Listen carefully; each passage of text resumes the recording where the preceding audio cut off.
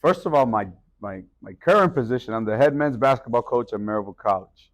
But for 100 days out of the year, I'm also the translator within this school system. So when I first started my career, I just graduated from college. Started as part-time history teacher at Gallenberg-Pittman High School, and I was also part-time translator for the entire school system. And then I became just full-time translator and coached at Gallenberg-Pittman High School for about 5 years. And then I was presented with an opportunity to go back to my alma mater, which is Maryville College, and coach there. And I coached there for 8 years as the associate head coach, and I've been now the head coach there for 5 years. So do I consider it a job? Yeah, I guess it's a job because you get paid to do it. But I consider it a career because I have the great luxury of empowering, mentoring, and teaching young men to become men at the collegiate level. So to me, it's a great career. I'm very fortunate to do what I do. You touched on a little bit of it there in what you said. How long have you been the head coach again? So I've been there 5 years as a head coach, 8 years as an associate head coach, and I was at Gallenberg-Pittman for 5. So I've been coaching now for 18 years. So I've been doing this for a long time. So Gallenberg-Pittman was your first head coaching job in high school, if you guys aren't aware. Gallenberg-Pittman. What about assistant? How did you get into that? So I started as an assistant coach. I was 23 years old. I waited a year after high school to go somewhere. I went to a junior college up in Pennsylvania. Played 2 years there, ended up transferring to Maryville College, finished my career at Maryville College. And right out of high school, there was an ABA team, which is a semi-pro team.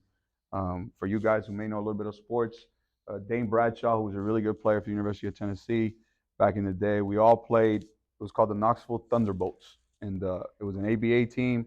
So it was a semi-pro team. We were all kind of in our careers, starting our careers, but also were able to play some basketball. And I got the translator history job at Gallenberg-Pittman, but I started as a freshman and JV coach.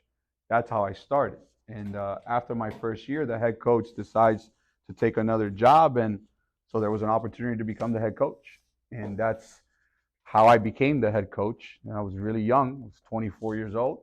And that's how I met your teacher, Mr. Davis, and when he used to work with the Mountain Press. And every year we got better and better. When I first took the job, the school had only won like 20 games the previous 5 years, so they weren't doing really well. And in my first year, we won 16 games and won the district. The next year we won 18, then we won 22 games, and then when I ended up my last year, we'd won 25 games, and we were the number 2 team in the state for 2 years in a row in a very difficult district. In those days, Fulton was really good, which they still are. Austin East was in our district. Carter was in our district. But during those times, including the guys that were on my team, we had 2 Division I guys on my team. Fulton had 3 more Division I guys. Carter had 2 Division I guys, and Austin East had 1. So there was a lot of talent in our district. This isn't on the questions that I've prepared you for, but I think you can answer it. We talk a lot about what we want to be when we grow up. And the number one response is always professional athlete. Yeah. Touch just for a minute on that. We can talk more about it in the whole time you're here. Yeah. But touch just a minute on that. How difficult it is to even be a Division I success, let alone professional. Guys, I'm big on this, and I'm going to go on a different tangent here. We clinched our 4th consecutive conference championship last night. We played in Berea, Kentucky last night. So I got home last night about 1:30. And we always talk about and being a teacher and now being a coach, like you have to understand whatever it is in your life. Like you have to have a vision of what you want to be. What grade are we in here, most part? 7th grade, right? And you may be thinking, I got plenty of time to think about my future or things that I want to be or create in life. And I'm here to tell you that this is the perfect stage right now to start making and creating great habits. Our vision is really important. And I use this. My daughter's 14 years old. She's in 8th grade. And she's a really good student. And she has ambitions of going to an Ivy League school because she's really smart. But she's also a really good soccer player. Well, we talk about having a vision of what we want to be. So let's make something up. The vision, and let's use my daughter for example. Ivy League school. Tough, ambitious. We have a vision for it. We're going to write down how can we become an Ivy League student, right? We got to write these goals down. So now we have the vision. We write the goals down. What does writing goals do for us? Any idea? What does writing goals do to a person? What do you think? What's your name? Easton. Let's give them 2 claps. We're going to have some energy in here. Give them 2 claps. 2 claps. Yeah, good. Here we go. Easton, what you got? It can help you envision your goal. Yes. Anybody else? Come on. We'll participate today. If I'm here, we're all going to participate. We're just not going to chill and relax and just lay back. Come on. What's your name? Hunter. Let's give Hunter 2 claps. Hunter, what do you think? Figure out how you're going to get there. To me, it holds us accountable. So when you have the vision, you write it down, it should hold you accountable because that's what you want to do. What you want to accomplish, you want to get to. And then, right, and I'll use a term because we're in 7th grade. Can't use the term that I used with my guys last night, okay? But you have to hunt those goals down. So vision, write it down, hunt it down. Does that make sense? So when Mr. Davis asked me about how do we get there, right? Or what you need to be doing in professional sports or this or that, man, you got to really create a vision. You got to set goals for yourself. And you got to relentlessly pursue it so you can get those things. But I'm really big on staying in the moment, okay? I think that's important, Mr. Davis. I think before we can think to become a Division I athlete, let's just say if that's a goal, like can we become the best 7th grader possible? Right? Who plays sports in here? Raise your hand. All right, what do we got? What do you play? Soccer? What do you guys play? Basketball? Wrestling? Nice. Nice. Soccer? Good. All right. So that's just sports. But there's also should be, you know, I want to be a lawyer. I want to be a doctor. You know, there's so many professions that are so important and you can be extremely successful at. But yes, if professional sports is a thing, I think you can't be thinking about the end game. You need to be thinking about what I got in front of me right now. And I got to become stronger. How can I get the best? How can I get a Division I opportunity? Well, a Division I opportunity is really hard, right? Grades separate you from the pack.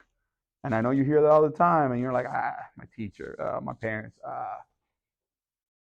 But your grades will determine the amount of opportunities you can receive. So it's really important for you to create great habits in the classroom now. See, because if you create bad habits now, all you're going to do is these bad habits will just continue to get worse and worse and worse as you get older. Okay? Trust me. I coach college guys, right? I'm also a parent. At this age right here, the older you guys get, you sometimes become a little bit defiant and wanting to listen. And I'll share some quotes with you today. Listen to understand, not to reply. And that's really important for you guys at this age. When your teachers are speaking to you, when your coaches are speaking to you, when your parents are speaking to you, make sure you listen to what they're talking about before you reply already. Because that's what's happened. If you're replying, I haven't finished my sentence, have you really listened to me? No. So, you know I've gone on a different tangent there, but I think it's important to just focus on what's in front of you, and what's in front of you right now is 7th grade. Be the best 7th grader you can potentially be. What do you enjoy most about your job as a college basketball coach? Obviously the competition, right? From a basketball standpoint, I love the preparation aspect of it. In our case, we're always picked number 1 in our conference, and we're always the big game, and everyone is gunning for you. But from a career perspective, I enjoy getting 18-year-old young men who come from all different parts of the country and help them become men and help them understand that there's so much value in being on a team and working together and going through hard things and watching 18-year-old young men, by the time they're 21-year-old men, see the total growth of who they've become as people. Now, basketball players, which is also important, but as people, that's really important. And I get great joy of senior night, like we just had it this past weekend, of seeing my seniors. Man, he was a really quiet guy, and all of a sudden, man, look how much of a leader he is, and how much he got out of his shell and out of his box. And those are things that I really truly enjoy as a coach. To kind of play on that, no names, of course, but could you talk about a kid that maybe had some challenges and issues that came to you as a freshman? Maybe they were immature, maybe they weren't ready for college, but by the time they left you guys, they had made 180 degrees. Yeah. I'm sure in all your years there, you've had a few. Yeah, and I had that in high school. I had that in college. Sometimes you don't get off to a good start, and we're all human, and we all make mistakes, and you have a bad fall semester as a freshman player, right? You think all of a sudden you get all this new freedom when you go to college, right? Mommy and daddy are not there to wake you up. Mommy and daddy are not forcing you to have to go to class. It's up to you now. It's not like high school where it's classes from 8 all the way to 3. You may have a class at 8 a.m. You may have a class at 1 p.m. But during that time, coach is asking you to come into the gym and work on your game and lift and watch film and let's meet, right? So you have all this freedom, and sometimes some players are not really good about their time management skills, and that's really important. Right now, at your age and when you go to college, how you manage your time. And I've had guys that have been on academic probation after their freshman year, and that, we have a rule on our team. If you're on academic probation, doesn't matter how good you are, your number one emphasis is education. Because guys, I mean this, and I haven't talked much about my background. I'm a son of Cuban immigrants, little tiny island of Cuba, on the Caribbean island. And I'm the first person in my family to graduate from college. And the reason I'm sharing this with you is because maybe you'll be that. Maybe some of you have the luxury that you have people in your family that have graduated from college, and you should be motivated. Because I think, is having a college degree the end of all things? No, there's people that have not gone to college and are successful, and they're making great money, and they're living great lives. But I am a big believer that education is one of life's biggest separators, because it can teach you so many valuable lessons. And that's why I think it's so important to get a college education. Doesn't matter what level, doesn't matter what you go into, because you're going to learn time management skills. You're going to learn how to work together. You're going to go through hard things. You're going to have to stay up late to study from some great tests, right? And from a life perspective, some of you later, I know we're not even thinking about these things, but we're going to be moms and dads, and you're going to have to be up late, and you're going to have to figure it out, and you're going to have to be up late with your children, and then guess what? You got to go to work the next day. Yeah, 6, 7, 8 o'clock in the morning the next day. So we learn a lot through the experiences that a college education and a college journey obviously will have. How did you decide on the career path of becoming a basketball coach? I was a point guard, so by nature I was very vocal on the floor. I was a leader on all the teams that I played. So it was a natural progression for me to hopefully lead other people. But I always used education as a tool. If I wanted to be a coach, I had to be a teacher first. So I was a history major in college. That's what I graduated. My bachelor's is in history. History was easy to me because it's one of the subjects that it's already happened. So all you got to do is what? Memorize it, right? Math is a little bit more difficult when you start putting in letters and formulas and theorems. But for me, history was just something that I enjoyed. It's storytelling. As a coach, you're a big storyteller. So that was kind of my natural progression into coaching was the fact of I was a point guard, leader on the floor, loved to make others around me better. And that's kind of what I'm trying to do now as a coach. Sort of piqued my interest in something that they may not be aware of. Talk about your growing up and how you got to be a college basketball player in the first place. Because a lot of people want to do that. How did you even make that happen? Just go from growing up. I'm originally from Miami, Florida. like I shared with you guys, my parents are from Cuba. They migrated here in 1980. I was born in 1981. I'm a family where everyone kind of plays baseball. That's kind of our thing from the island.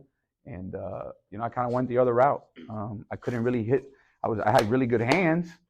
I just couldn't hit. So if you can't hit, it's going to be hard for you to play baseball, right? And I took a liking to basketball, and I started playing when I was 9. Back home is a little bit different than here in Tennessee. You guys play a little bit more indoors. Most of our courts in Miami are outdoors. You're playing out on the playground.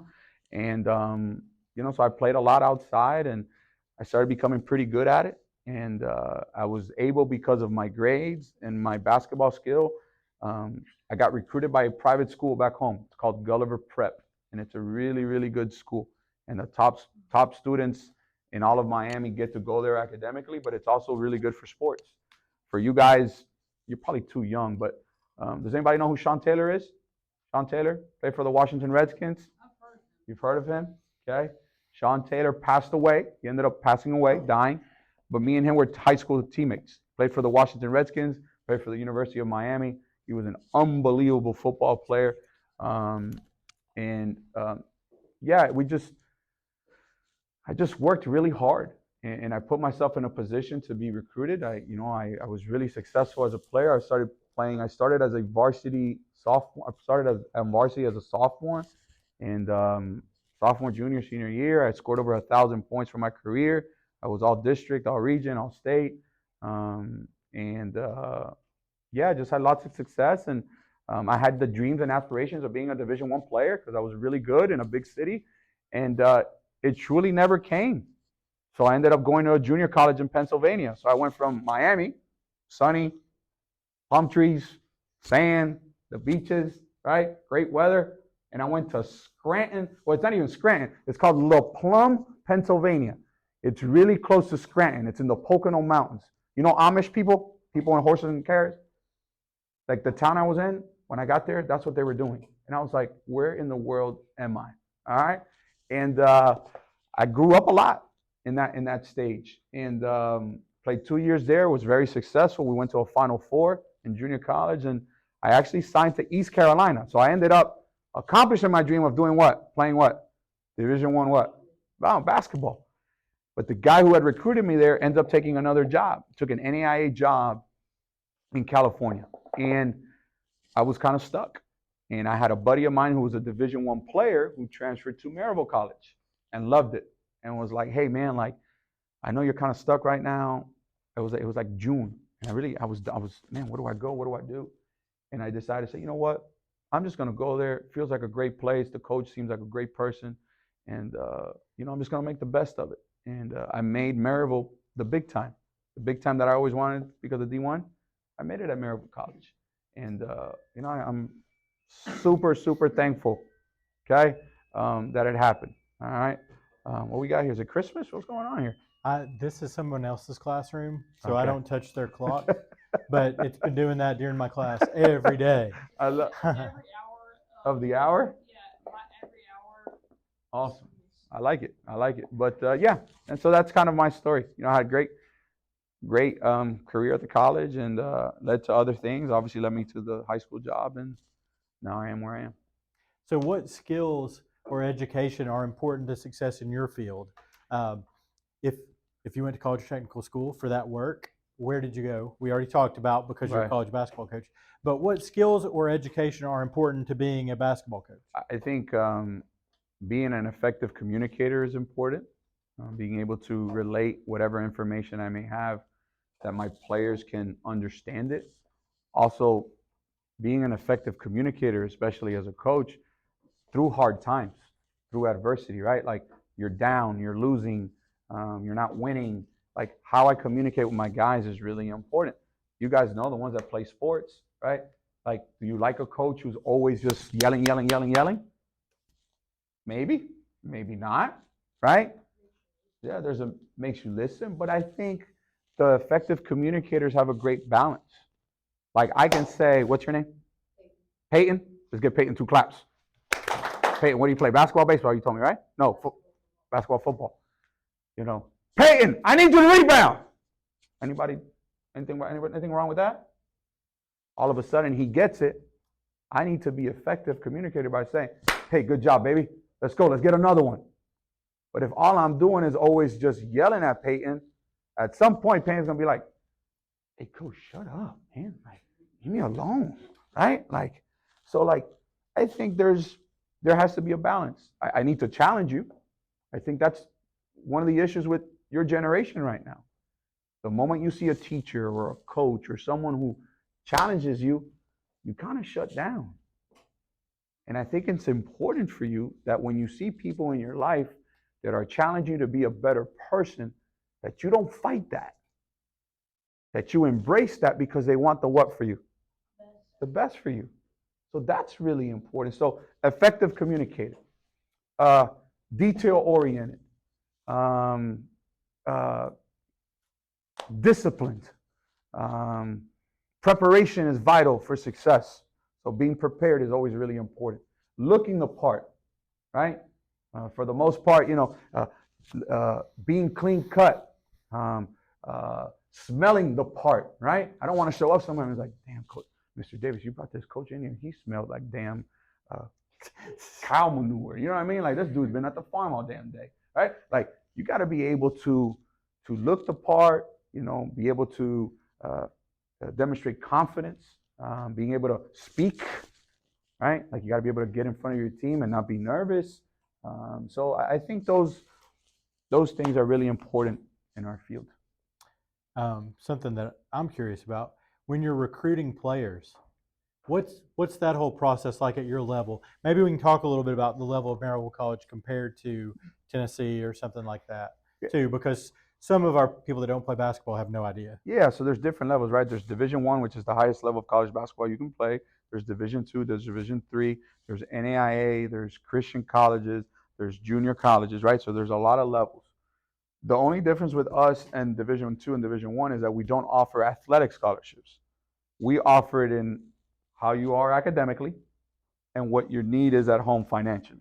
So depending on what your parents make, right, and how your grades are, we put a package together so you can come and play at our school. But it doesn't change, especially for us. We're fortunate that we've been a really good program for a really long time, and we attract some really good players. Like, we've had, this is our 6th Division I or Division II transfer in our program that we have this year. Our best player right now will probably be the player of the year next week when they announce it. He was a Division II transfer. My 2 other players from last year, one is playing professionally in Poland, the other one is playing professionally in Portugal. They were both Division I transfers, and they were very successful at Maryville. But what do I look for? First and foremost, are you a great teammate? So you say to yourself, Coach, that kind of sounds kind of corny, right? Great teammate. What does that mean? Well, a great teammate is a guy that when your coach substitutes you, you jog off the floor. And when your coach calls you to get into the game, you're not moping or because you haven't been in the game. Like, you're ready to go. That you're as excited for your teammate's success as you would be for yourself. That, for instance, in our game, if the ball's on the floor, you're not that guy who's kind of like tippy-toeing to go get it. Like, you're diving on that dang ball, right? Being a great teammate is someone who's always accountable, who's always on time, who has good grades, who's respectful. This is a big thing for me when I go and recruit. How respectful is he to his mom and his dad? That's really important. That says a lot about you. That after a game, if mom and dad have been in your game and the game is over, and they come up to you and they say, hey, great game. What's your name again? Peyton. Great game, Peyton. Peyton was like, oh, leave me alone, Mom. And they just sat through whatever it is you were playing to support you, and that's how you're going to treat them. So how are you going to treat me when I'm not your blood or your family? I'm only going to be your coach. So it's important how you treat your parents in the recruiting process. How do you treat your teammates? How do you respond with adversity? Right? Let's say you're playing basketball and you pick up 2 fouls in the first quarter. Are you going to go and your coach takes you out? Are you going to go sit on the bench and lay back and not be engaged in the game because you're not playing? Or are you going to be a great teammate? Are you competitive? Right? I'll ask people that I recruit, or I'll ask their teachers, how competitive is he in the classroom? Does he want to be the best math student? Does he want to be the best English student? Because everything has to match, guys. We talk about it all the time. There's a direct correlation between academic success and on the court performance. There's a difference there. I didn't use success on the court. I said performance, right? Because sports is really hard. It's really hard to win. It's really hard to be a goal scorer, a home run hitter, a three-point shooter, a quarterback, a receiver. It's hard. But the things you can control is, are you a great teammate? Are you competitive? When the opportunity is presented to yourself, do you produce? Right? So those are things that we look forward to in the recruiting process. Something that Coach P mentioned there that I wanted to touch on. He talked about being a good teammate. I noticed, I've taken my son to 2 of their games this season, and one of them, the team was winning pretty handily, so they put in some of their freshmen that don't play very often. One of the kids made a free throw. He got fouled. He went for a shot, got fouled, made a free throw. You would have thought that those starters on the bench won the lottery, seeing that freshman make a free throw, score his first point as a Scott. Talk about just that mindset. Yeah, I think you have to be selfless, guys. And what I mean by the word selfless is, like, at the end of the day, it's not thinking less of yourself. It's just thinking more about others and the bigger picture. And that's what I try to do as a coach with my guys, is to let them see the big picture.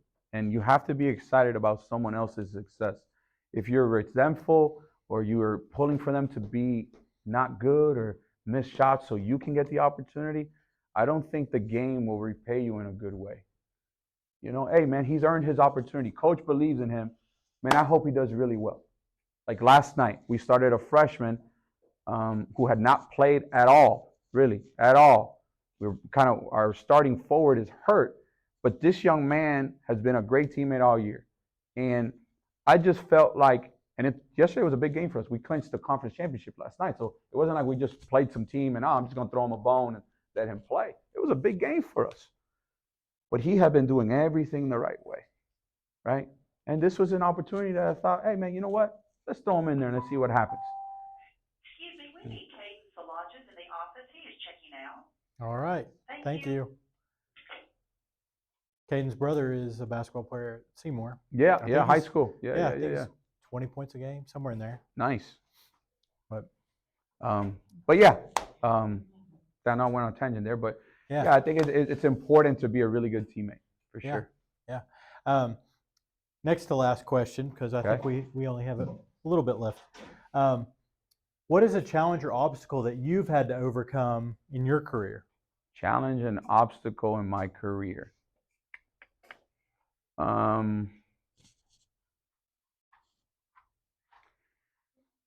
I didn't, I'll ask you this question. I'm going to ask you a question. Does it sound and feel like I've been very successful? Yes? No? You can speak up. Yes? Feels like it, right? Would it surprise you to tell you that when I started my college career as a head coach, now mind you, I was really, really good in high school. We had really good success. I was really good when I was an assistant coach. We were winning a lot. I lost my first 9 games. I was 0-9. First opportunity, I replaced a coaching legend. The guy that I replaced was my college coach. He won over 700 games. He's like top 10 all time in Division III in wins. And all of a sudden, here's this son of Cuban immigrants, right? Coaching basketball at a Presbyterian college that's been open for over 200 years. And we've given this guy the first opportunity. And what's my record? 0-9. I couldn't sleep. I had lost some weight. It's really hard for me. And my wife, who does really well, she works at Clayton Homes. She works in the legal department. She reminded me that this is only going to make me better. Sometimes, guys, failure grounds you. Not succeeding grounds you because it makes you work what? Harder. And it was a turning point for me. Since then, I am 75 and 26. And it made me really have to cement myself as a coach and get better at my craft. And, we've won 4 consecutive regular season championships. We've had 50 conference games in the last 4 years. We're 42-8. Pretty hard to do. And a lot of it I attribute to, you talked about responsibilities of a coach, Mr. Davis, spending more time with my guys one-on-one, bringing them into the office, talking about things that are not just basketball. How's life? How's life at home? How's your relationship? How are you doing in school? Right? Is there anything bothering you? Can I help you? What can I do to help you become a better player? All these conversations take place, and I think that was the turning point in the challenges that I faced. So that was a challenge for sure. Our last question, and then we'll do a little question and answer. Sure. What advice would you give to someone who's considering a career like yours? It's hard. You're going to spend a lot of time away from your family. You have to, at the time, you're going to have to pick a spouse, if you intend to be married, that understands that you're sometimes going to spend more time with other people's children than you spend with your own. But at the same time, you have to understand that there's great joy in that, as long as you can keep your home life balanced. I do everything in my power to go to all my daughter's games. My daughter plays for FC Alliance. She's a really good soccer player. She travels all over the country. And I do my very best to be at as many games as I can. I will schedule time around that stuff because family is important. And you got to understand that. And when you have time, whether you have siblings or family, try to support them. And that's what I try to do the best. But in this profession, it's going to be some long hours. Sometimes, like at my level, I don't get paid a lot. It's not really the money right now. I think the money comes. You just have to do a good job where you're at, where your feet are at. And that's what you got to concern yourself and worry about right now. How can I become a better basketball, football, soccer, baseball player in 7th grade? And not talk college, not talk this, do I need to lift? Do I need to condition? The most important thing, am I being a good student? Yeah. Let's do some question and answer. Who has a question? Somebody's got a question for Coach. Always. You got to have a question. I'll be disappointed if you don't ask me a question. What's your name? Christian. 2 class for Christian. What you got, Chris? Oh, sticker on my left shoe? But that's not a question, though. That's a statement. Hey, it broke the ice. Now do we have a question? Here we go. What we got? Some of you that play basketball, you got to have something that popped in your mind that you'd like to hear them talk about. No question. What you got? Give me something. Y'all condition a lot in college? We do condition a lot. So in the preseason, we have a strength coach. We will lift and Sunday, Monday, Wednesday, Thursday in the preseason. And during the season, we will lift 2 days a week. And then that doesn't mean I have guys that'll lift 5 to 6 days a week.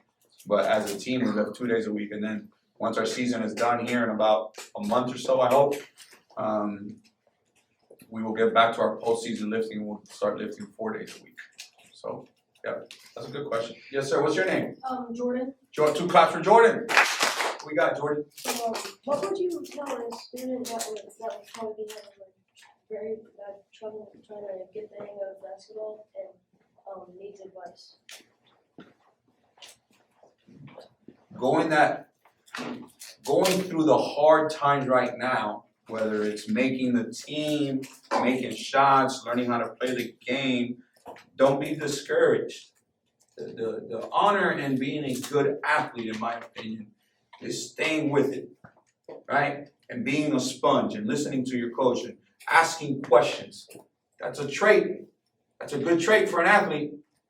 Question asker. It's good.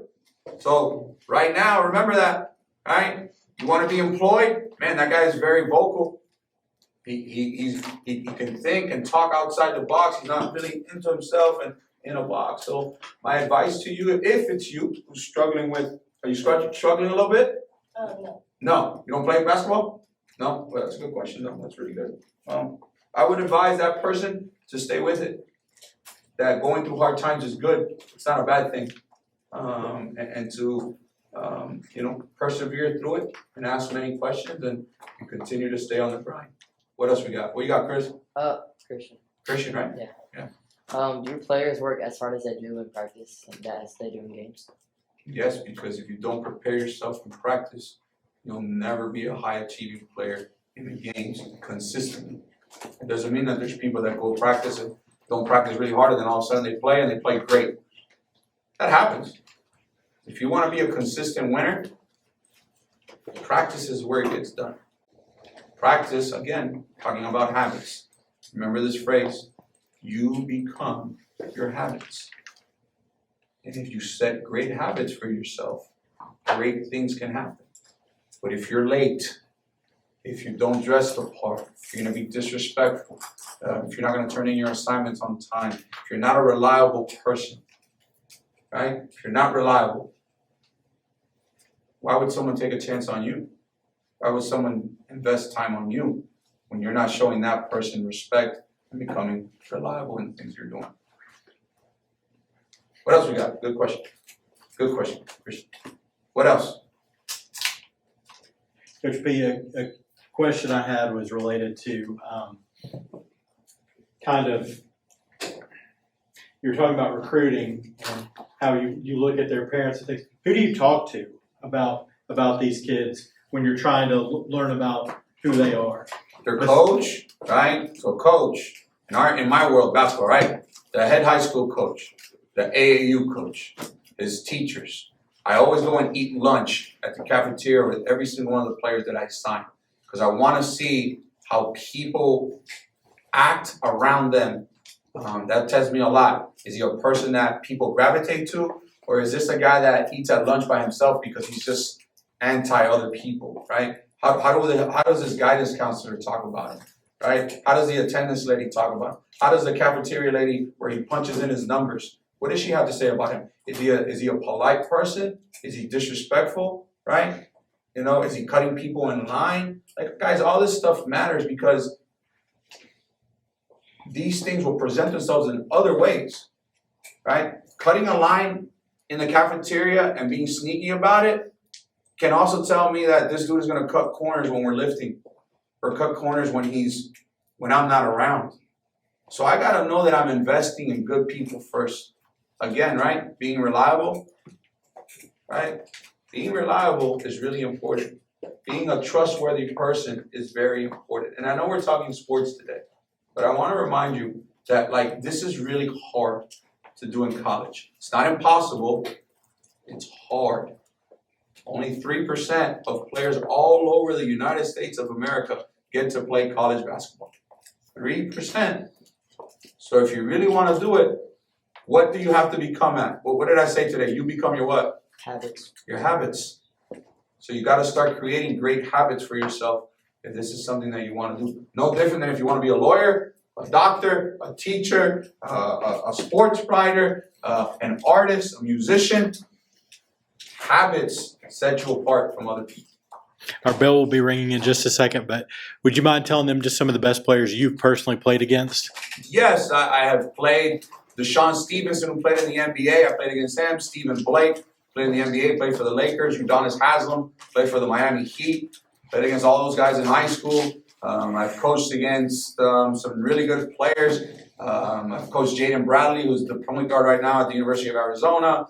Brandon Huntley-Hatfield, who's playing at Louisville. Jaden Springer, who played at Tennessee, who's now playing with the 76ers. Played against a bunch of Vols in the Rocky Top League. Played when I was I just finished playing college. I played in this thing called the Rocky Top League. Played with a lot of Vol legends, Chris Lofton, Jawan Smith, Duke Cruz, Tyler Smith, J.P. Prince. I've played against a lot of good people, and I've met a lot of good players and coached a lot of good players. So, yeah, definitely. All right. What do we say to Coach P for coming by? Thank you. Thank you. Thank you for your time.